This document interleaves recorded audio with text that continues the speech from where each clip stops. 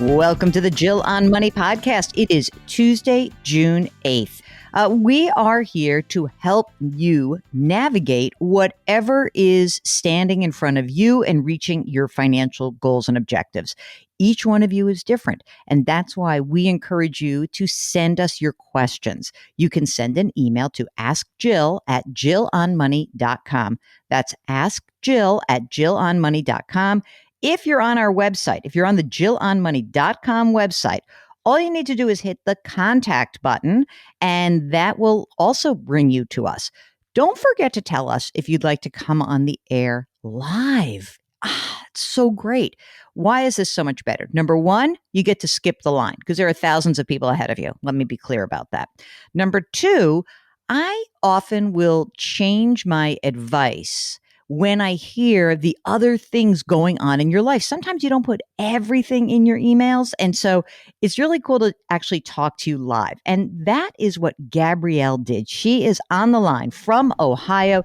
Gabrielle, welcome to Jill on Money. Thanks for joining us. What's going on? Hey, thanks for taking my call.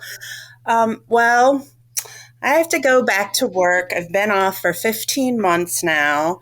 Everything's been working great working from home. And I've just realized at this age that how much time we lose traveling back and forth to work. And my job is the kind that I can work from home, no problem. There hasn't been a problem this whole time. And I don't want to go back.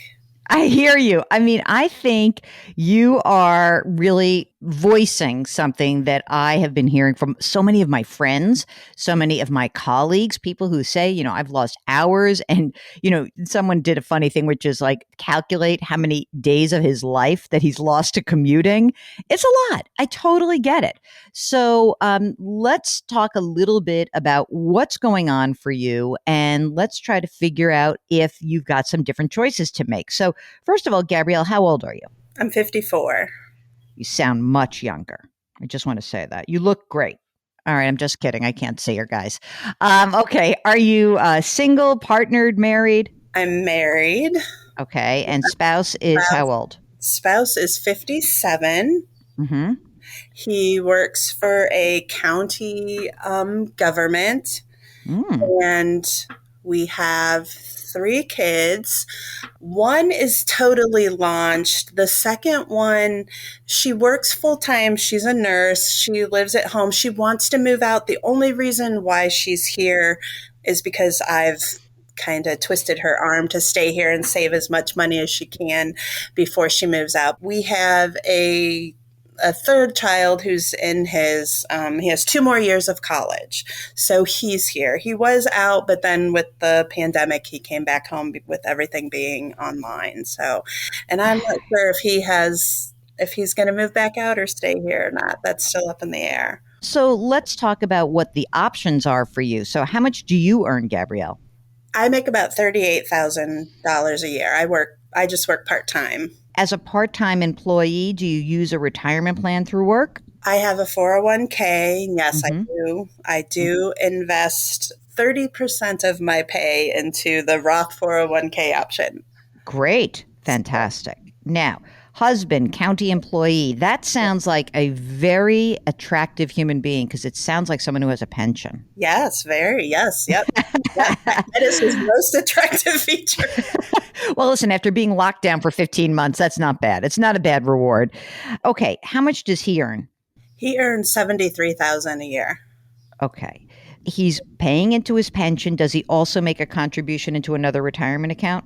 Yes, he has a deferred comp, and you know what? He puts about 15% of his pay into that. He doesn't have a Roth option, so it's just all in traditional. Traditional. So what's his game plan in terms of how long is he going to stay, and what will the pension benefit be, and all that fun stuff? When he first started, we were going to have, medical benefits and retirement. And now, of course, all of that has changed. So once he retires, we won't have those benefits. So he could retire next year with a full pension, but because we need the benefits, he has to keep working. So he's figuring another till he's 61. It really depends when our third child gets launched and gets a job. Because my husband's medical benefits are so good, we keep the kids on them because we don't pay any more for them anyway. So, Oh, that's awesome. yeah, That's awesome. And when you say the full pension, what would that, let's move together. Let's go like 5 years from now. It's 62. What would that pension amount be? he would get with the joint survivorship so that I would have his pension when he passes away. It'll be $50,000 a year. Mm, that's good. And would he also be entitled to Social Security for him and for you as well? No, he doesn't get Social Security. He doesn't pay Okay. into it. And what about you?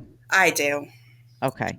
So your Social Security at your full retirement age or at 70 or what are the numbers that we got for you?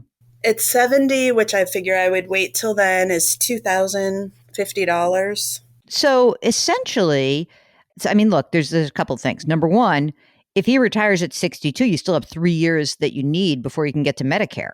We would have to go on the exchange. Yeah, I the mean, Affordable Care Act. his work will give him, if we don't qualify for a subsidy, they would give us a subsidy. Oh, okay, that's great. Until he got, Okay. but only for him until he gets 65. I mean, and I'm 3 years younger than him, so I don't know what's going to happen with me. If you look at your current pay, about a little over $100,000 a year together, does that pay for your bills? Does that float your lifestyle? Is there anything scary that's going on that I should know about? Nope. Okay, great. And you're putting a lot of money into your 401k, obviously. So that's a good number. How much money have you guys saved in retirement so far? So let's talk about your 401k and his deferred comp. My 401k, I have about $240,000 in there. And Fabulous. he has about $230,000 in his. Okay, that's good. And then we have some Roth investments, and we have together almost 200,000 in those. You guys are doing great. I mean, really great. I've just always been a saver. That's great. That's awesome. How about the house? How much would you say the house is worth? The house is probably worth like $230,000, somewhere around there. You still have a mortgage on that house? Nope, no mortgage. You're going to stick around in that house? Thank God you had that house, right? Aren't you glad? Right? Because Yeah, you had yeah, those with the kids around. kids. Right, right. I mean, we would like to sell it and downsize at some point. I don't really think we would make too much money on it. Whatever we would buy would probably cost whatever we're going to sell our house for. But Sure. And you have an emergency reserve fund, just a little cash floating around? we do. We have like $35,000 in emergency cash, and then I have like another 45,000 that's in Roths in a CD. Because when I started saving, we didn't have a lot of cash flow, and I didn't have money to put in retirement and have an emergency savings account. So I started putting it in the Roth just to get some money in there. Child number 3 with 2 more years of college. Are you guys paying that out of cash flow, or had you saved money for college for him? Yes, we have. I mean, he's paying his part too. Our part is already saved in a 529 for him, so we don't have to worry about that anymore. Mark, are these like amazing savers that we have here on their 100 grand in salaries? I mean, this is great. This is a great story you're telling us. I mean, essentially, Gabrielle, you're saying to me, you just were sort of slow and steady, socked the money away and did what you had to do, right? Exactly. Yep. Since I was 21, we've always saved and always, everything went into savings, and what was ever left over, that was what we could spend. And let me tell you, there was a lot of years we didn't have anything left over to spend. We didn't. But let me say that like 3 kids obviously have a lot to go. That have a lot to do with that. If you look at your total expenses right now, since you don't have a mortgage and you pay your taxes, I'm just trying to figure out, like, if you blow out of this job that you're doing, right? Because you're like, ugh, I don't want to do it anymore. Could you guys live on your husband's salary only? Yes. You could, no problem, right? Yep. No problem. All right. Would you look for a job? Like, would you look for some sort of like other more flexible job? Is that what you're thinking? Yeah, I don't think I would not do anything. I have a hard time giving up my job too because I don't want to give up my vacation. But I'm getting lazy the older I get. I only want to work when I want to work.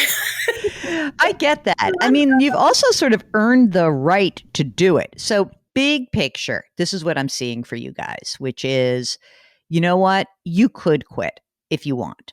But if it makes you anxious and makes you feel like, oh, I really like having that money, and I sure do like putting, 30% of that $38,000 into my retirement account, and boy, that just makes my overall, your overall picture for you guys for retirement is a good one.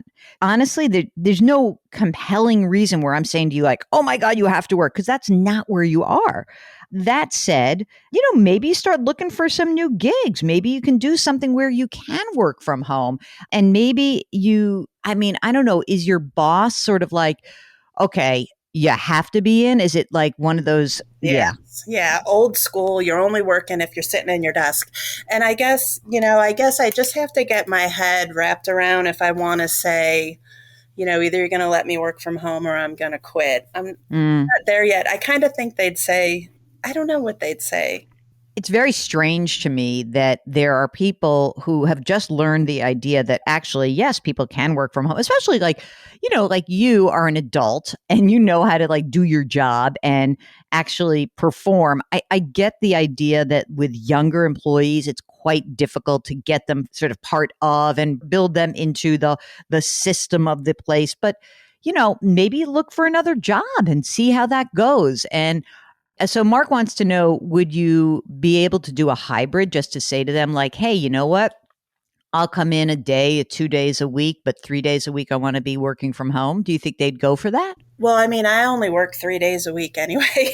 All right. So what if you said, I want to come in? So 3 days a week. What if you said, okay, I totally want to do this, but I have this kid at home. Can I just come in one day a week and let's see how it goes? I mean, how is it, a big, huge company or a small one? It's medium. I don't know. I don't know if they would do it. If I had a different boss, I think they'd do it. I just have to get in my head what I want to do. But it's just so empowering to know that if I want to tell them to take this job and shove it, I can. I You can. I have to get to that mindset where I'm not going to be upset not to have that money come in. And I don't, my husband tells me all the time, just quit, just quit. My paycheck is nothing because so much of it goes into retirement. Yeah. I can get a part-time job making 15 bucks an hour and, have the same amount of money bringing home that I'm bringing home now. I don't know. Like you said, it's just not being able to save that I don't know if I'm comfortable with yet. But Well, I'm going to tell you this. You guys have a good chunk of savings. Again, presuming that everything goes well with your husband and he can keep working, and it sounds like he's fairly happy in what he does.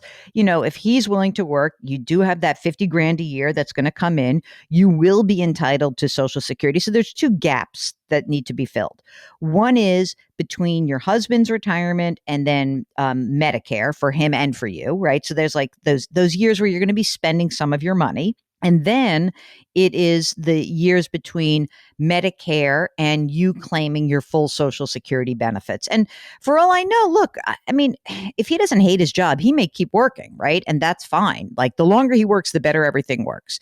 But if you say, I'll get a little job, or we're both going to work some part time, or, whatever it is, there is a lot of flexibility in this plan because of that pension benefit.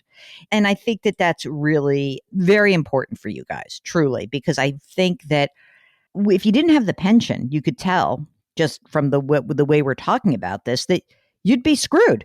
You really would be. You would not have been able to save as much money. Now, listen, maybe if he didn't work for the county, he might work for a place that would pay him a lot more money and you would have saved more. But all I'm saying is that pension gives you tons of flexibility, which you may or may not want. Now it's, honestly, it's like the abundance, the choice can be overwhelming. So sit with it, see how it feels, and know that, Gabrielle, can do what I really want to do.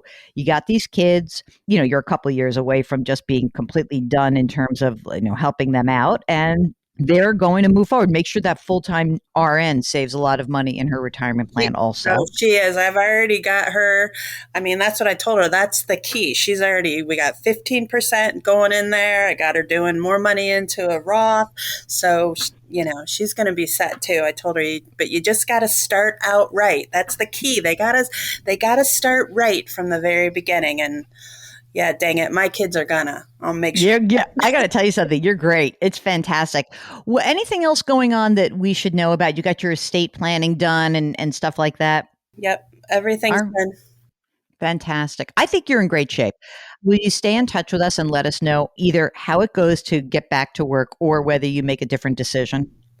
Yeah, I got a little reprieve on going back to work because the RN who lives here, she's a COVID nurse. So when I told my work that, they told me to just stay home until either the case counts go down or they tell me to go back.